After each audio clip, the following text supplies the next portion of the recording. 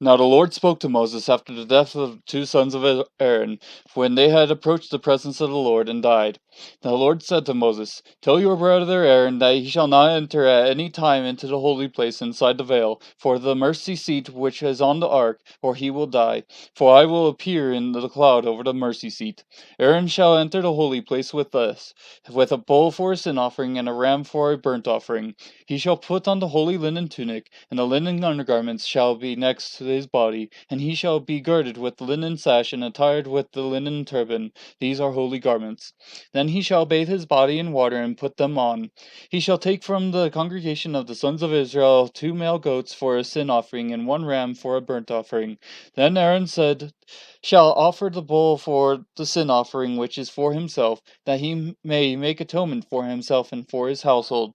He shall take the 2 goats and present them before the Lord at the doorway of the tent of meeting. Aaron shall cast lots for the 2 goats, one lot for the Lord and the other lot for the scapegoat. Then Aaron shall offer the goat on which the lot for the Lord fell, and make it a sin offering.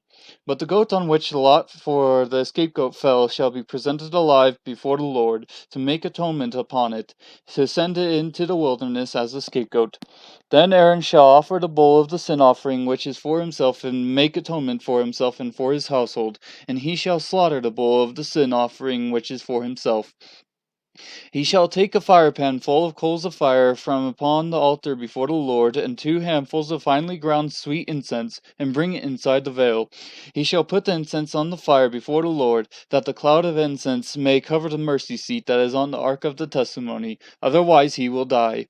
Moreover, he shall take some of the blood of the bull and sprinkle it with his finger on the mercy seat on the east side. Also in front of the mercy seat he shall sprinkle some of the blood with his finger 7 times.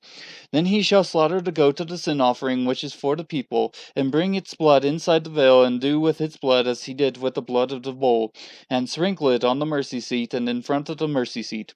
He shall make atonement for the holy place, because of the impurities of the sons of Israel, and because of their transgressions in regard to all their sins, and thus he shall do for the tent of meeting which abides with them in the midst of their impurities.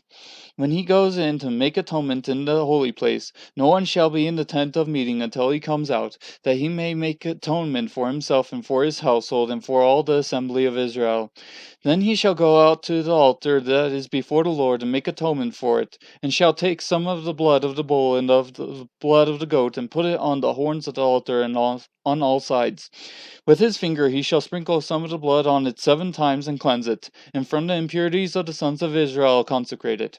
When he finishes atoning for the holy place and in the tent of meeting and the altar, he shall offer the live goat.